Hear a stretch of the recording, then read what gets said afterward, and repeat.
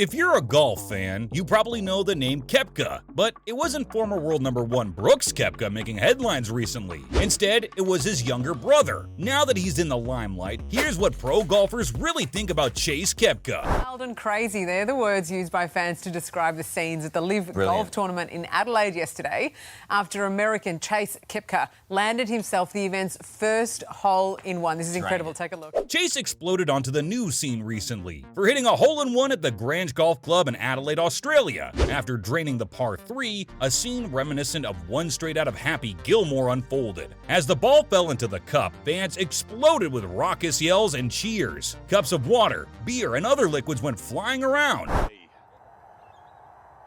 Chase Koepka at 12, the watering hole, he's posing. Chase Koepka. Oh! There it is! There it is! Chase Koepka threw his club down in joy, then chest bumped his fellow players. Despite finishing the tournament tied for 24th, Chase said this would be one of the most memorable moments of his golf career. Koepka went on to add that he smelled like beer for the rest of the day, but it was an unbelievable feeling, and it was a crazy experience to do it on the hole referred to as the watering hole. The watering hole features Coliseum-style seating, has drinks for sale, and blasts music. Not your typical golf hole, but one emphasizing the slogan of the Live Golf League, golf but louder. Many others weighed in on the monumental ace, only the second ever on this hole, including Chase's older brother Brooks. Brooks was obviously thrilled for his little brother, who he acknowledges has had a tough time getting to where he is today. Brooks added that he was also excited to see the hole, the atmosphere around it, and the chance to hit his own ace, of course. Well-known American golfer Phil Mickelson also weighed in on the moment, which was quickly labeled astonishing and possibly the best moment in LIV history.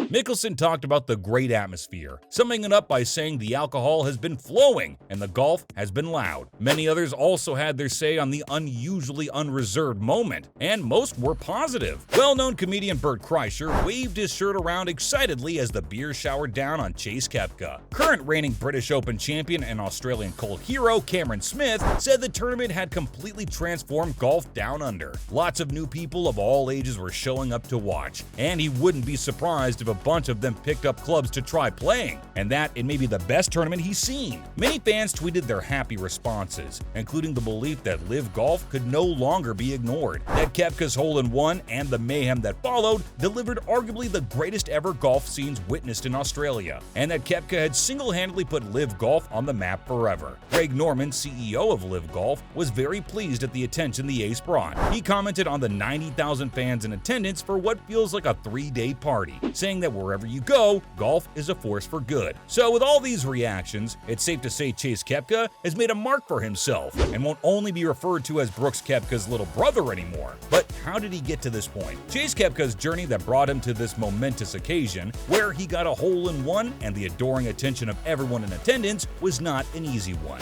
Younger than his brother Brooks by 4 years, Chase always seemed to be in his shadow. Sometimes they would pick us up on one of the holes that ran right next to the road because we'd be out there playing so late, or you know, the starter would come out and be like, "Hey, Brooks, Chase, your mom or dad's here." At first, when the two were children, it seemed like Chase would be the better golfer, according to their father, Bob Koepka. But the difference was Brooks' killer instinct. Bob commented that if someone told Brooks he couldn't do something, he would do everything in his power to prove them wrong. The older we got, we realized how much that they definitely did sacrifice for us. Anytime that they could get free time, I mean, they were pretty much spent out, whether it was watching us playing golf or just driving us to the course. So Chase played with Brooks when they were kids, but set off on his own to begin his college career in 2012, playing for South Florida, and here he's shown. Chase showed that he had the Koepka skill at golf, setting a program record with 4 wins. He was also named the Big East Player of the Year. These accolades were good enough to send Chase to the Challenge Tour, the satellite circuit of the European Tour, following in his brother's footsteps. Although by this point, Brooks was playing on the PGA Tour. Brooks had played for a year and a half on the Challenge Tour, winning 3 times. And although Chase didn't do quite as well, he still played good golf. He failed to win any tournaments in his first full year,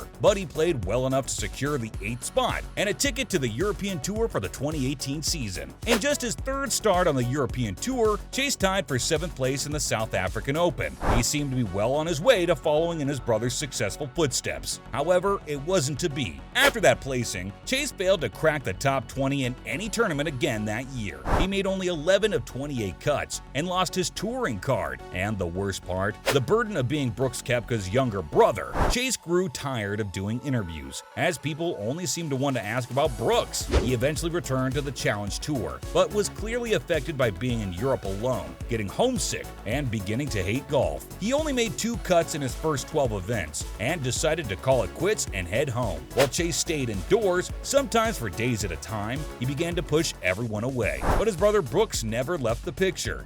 15. Yeah, this from 70 feet. Now this lands on the green nicely. Oh, this is tracking. Right for it.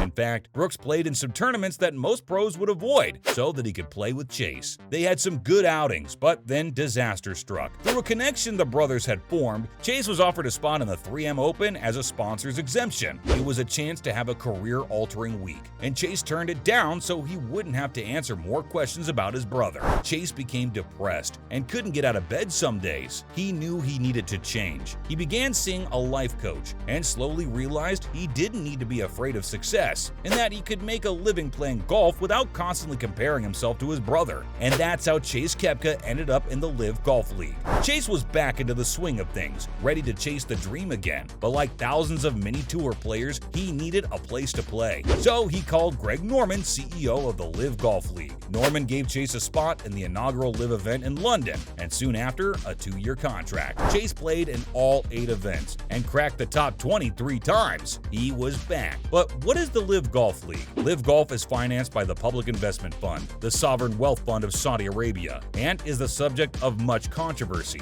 Some journalists and commentators have said the tour is part of efforts by the Saudi monarchy, which has been criticized for its corruption and human rights abuses, to improve its public image through sports. The golfers who play for Live get their millions and hundreds of millions of dollars from Saudi Arabia's Public Investment Fund.